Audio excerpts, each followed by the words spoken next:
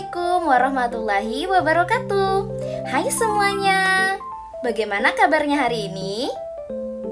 Wah, semoga semuanya pada pagi hari ini dalam keadaan yang baik, sehat, dan tetap semangat ya. Karena pada pagi hari ini kita akan belajar suatu hal yang baru. Nah, tapi sebelum itu, marilah kita berdoa terlebih dahulu sebelum kita memulai pembelajaran pada pagi hari ini. Berdoa dimulai.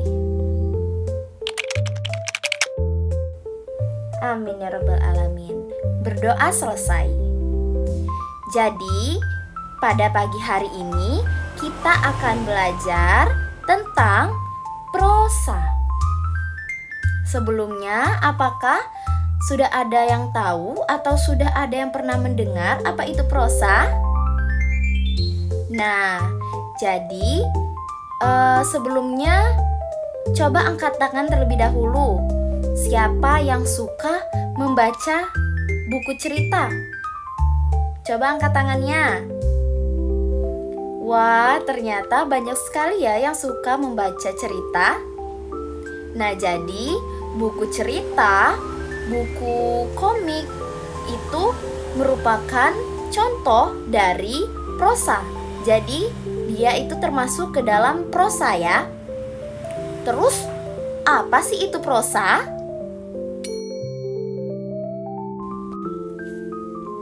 Oke, baiklah.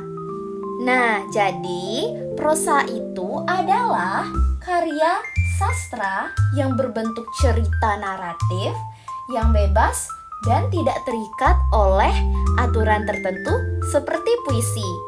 Contohnya seperti rima, irama, bait. Nah, prosa tidak seperti itu. Kemarin kan kita sudah belajar tentang puisi. Nah, prosa ini tidak sama ya dengan puisi. Jadi, ada beberapa ciri-ciri prosa. Yang pertama yaitu tadi yang sudah disebutkan bahwasanya bentuk tulisan prosa itu bebas, tidak terikat oleh aturan-aturan tertentu. Lalu, bahasa yang ada dalam prosa itu mudah dipahami, lugas, jelas, dan menggunakan bahasa yang kita gunakan sehari-hari. Setelah itu, yang ketiga ada ciri-ciri prosa yaitu memiliki alur cerita. Jadi ada sebuah peristiwa yang diceritakan di dalamnya. Lalu yang keempat, sifat prosa itu bisa bersifat fiksi atau imajinatif dari pengarang, karangan dari pengarang, dan juga bisa non-fiksi. Nah, kalau tadi kita sudah belajar, sudah tahu apa yang dimaksud dengan prosa, lalu apa saja ciri-cirinya. Sekarang kita masuk ke unsur intrinsik prosa. Jadi, unsur intrinsik itu apa sih? Nah, unsur intrinsik itu merupakan unsur-unsur yang berada dalam suatu karya sastra yang membangun karya sastra tersebut, di mana unsur-unsur ini berada di dalam karya itu sendiri. Jadi, unsur-unsur yang ada di sini itu terdapat di dalam prosa. Yang pertama apa sih? Yang pertama itu ada tema. Tema itu merupakan pokok gagasan di dalam prosa. Terus yang kedua itu ada alur atau plot, di mana pada alur ini itu menjelaskan bagaimana jalannya kejadian atau peristiwa dalam sebuah cerita yang menghasilkan sebab akibat. Terus yang ketiga itu ada tokoh dan penokohan, di mana tokoh itu merupakan karakter-karakter yang ada di dalam suatu cerita, dan penokohan itu merupakan bagaimana sifat dan watak dari tokoh tersebut. Selanjutnya ada apa? Ya, ada latar atau setting. Nah, latar atau setting ini itu terbagi lagi menjadi 3. Ada latar waktu, ada latar tempat, dan ada latar suasana. Nah, latar waktu itu tentu saja menjelaskan kapan sih kejadian itu, peristiwa itu terjadi. Lalu kalau latar tempat, tentu saja latar tempat itu menjelaskan di mana sih kejadiannya terjadi. Dan latar suasananya itu menggambarkan bagaimana suasana yang diceritakan pada cerita tersebut. Oke. Selanjutnya ada sudut pandang atau point of view atau POV. Nah, sudut pandang ini merupakan sudut pandang penulis. Jadi, sudut pandang penulis itu bisa dua, yaitu bisa sebagai orang pertama. Jadi, penulis itu bisa menggunakan kata aku atau saya. Nah, kalau misalnya dalam suatu cerita itu dalam cerita itu menggunakan kata aku atau saya, berarti penulisnya menggunakan sudut pandang orang pertama. Terus yang kedua, penulis juga bisa menggunakan sudut pandang orang ketiga. Jadi kalau menggunakan sudut pandang orang ketiga, maka penulis bisa menggunakan kata dia atau menyebut langsung nama dari tokoh yang ada di dalam ceritanya ya. Oke, selanjutnya ada amanat atau pesan moral yang ingin penulis sampaikan lewat cerita tersebut. Lalu yang terakhir ada gaya bahasa. Maksudnya gaya bahasa itu adalah pilihan diksi atau pilihan majas yang digunakan oleh penulis dalam suatu cerita. Jadi tiap-tiap penulis itu memiliki gaya bahasanya tersendiri. Oke, tadi kan kita sudah tahu nih apa itu pengertian prosa, lalu apa saja ciri-cirinya. Terus kita sudah belajar unsur intrinsik yang ada dalam prosa. Sekarang, mari kita melihat satu contoh prosa, satu contoh cerita anak, dan nanti di akhir kita akan buat kelompok, lalu kalian bisa menentukan dari cerita tersebut apa temanya, lalu bagaimana alurnya, siapa saja tokoh, lalu kalian bisa menganalisis unsur intrinsik ini di dalam cerita yang akan disampaikan, yang akan disajikan dalam bentuk video animasi. Nah, mari kita tonton videonya bersama-sama ya.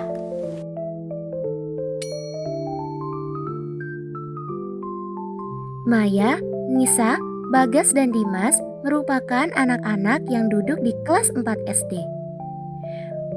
Maya dan Nisa adalah anak-anak yang sangat suka menggambar. Pada suatu hari, di kelas tersebut, ibu guru mengadakan lomba menggambar. Maya dan Nisa sangat bersemangat karena ingin menang. Saat lomba dimulai, Maya panik karena pensil warnanya tertinggal di rumah. Lalu, Maya pun meminta bantuan kepada Nisa. Nisa, apakah aku boleh meminjam pensil warnamu? Walau sempat ragu karena juga ingin menang, Nisa akhirnya meminjamkan pensil warnanya dengan tulus.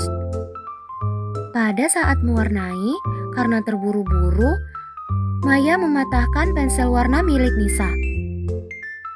Nisa merasa kesal, sedangkan Maya merasa bersalah dan sedih. Melihat itu, Dimas dan Bagas akhirnya ikut membantu. Bagas meminjamkan pensil hijau miliknya, sedangkan Dimas merawat pensil yang patah. Maya dan Nisa lalu akhirnya bermaafan. Berkat kerjasama mereka, gambar berhasil diselesaikan tepat waktu. Ternyata, saat pengumuman juara, Nisa mendapatkan juara pertama. dan Maya ikut senang untuk sahabatnya. Tetapi, pengalaman dan pembelajaran yang paling berharga pada hari itu bukan terletak pada juara menggambarnya, tetapi nilai persahabatan yang mereka dapatkan pada hari itu. Ternyata persahabatan itu lebih penting daripada kemenangan, dan saling membantu membuat masalah kita menjadi lebih ringan. Dan yang terakhir, tidak apa untuk mengakui kesalahan, karena mengakui kesalahan itu merupakan sikap yang baik. Oke, baiklah. Jadi tadi kita sudah menonton bersama-sama ada sebuah video animasi, sebuah video cerita animasi di mana cerita tadi seperti yang kita pelajari, dia kan termasuk ke dalam bentuk prosa nih. Jadi tentunya dalam cerita yang sudah kita lihat tadi itu pasti adanya unsur intrinsik. Nah, tugas kalian itu barusan kan sudah diberikan ada lembar kerja. Oke, kita bagi kelompok terlebih dahulu. Di sini kelompok 1, di sini kelompok 2, dan di sini kelompok 3. Nah, di tiap barisan itu, di tiap kelompok itu sudah diberikan lembar kerja, di mana pada lembar kerja tersebut kalian tuliskan apa saja sih unsur intrinsik yang ada dalam cerita tadi.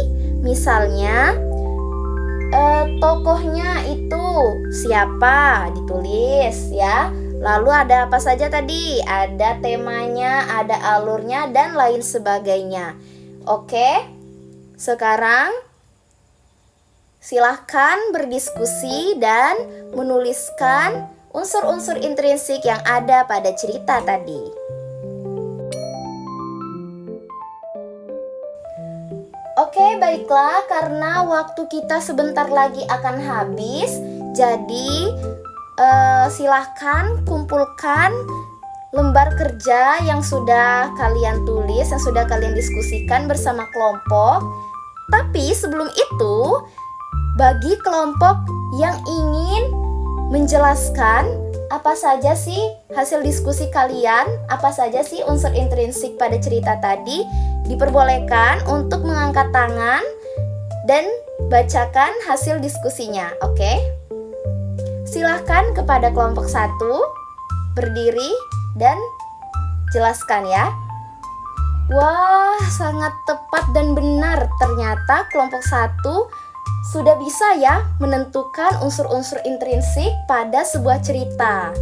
Bahkan juga bisa mengambil pesan moral tersirat yang ada dalam cerita tadi. Oke, yang lain ayo kita berikan tepuk tangan untuk kelompok 1.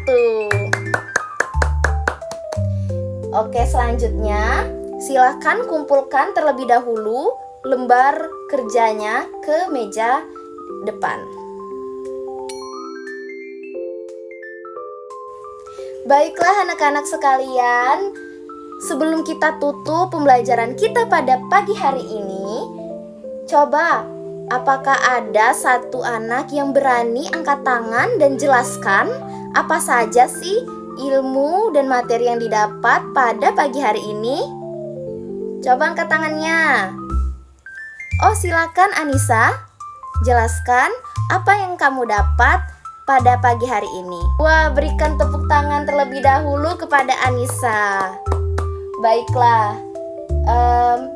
rasanya semuanya sudah paham ya tentang materi kita pada pagi hari ini, tentang prosa, apa itu pengertiannya, lalu apa ciri-cirinya, dan juga kita sudah melihat, mempelajari apa saja unsur intrinsiknya. Terus kita juga sudah melihat satu contoh cerita anak yang mana tadi sudah dianalisis juga unsur intrinsik di dalamnya.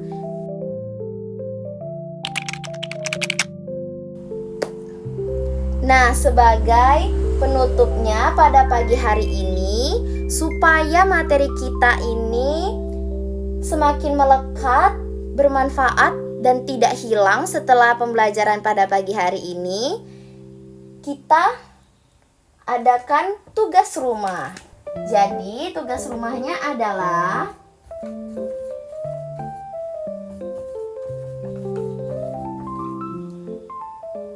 menceritakan kembali